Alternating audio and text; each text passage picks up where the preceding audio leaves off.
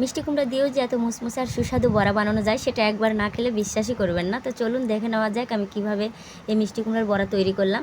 প্রথমে মিষ্টি কুমড়াগুলো আমি ভালোভাবে কুচি করে কেটে নিয়েছি, পরে পেঁয়াজ কুচি দিলাম, রসুনের কোয়া দিয়েছি গোটা গোটা, লবণ দিলাম, এবারে হলুদ দিয়ে দিলাম, একটুখানি মরিচের গুঁড়ো দিব, দিয়ে আমি ভালোভাবে চটকিয়ে মাখিয়ে নিব।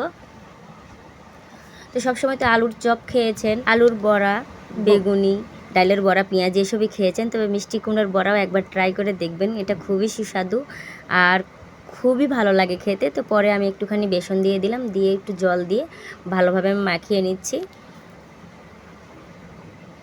আর এই তো আমার মাখানো হয়ে গেছে,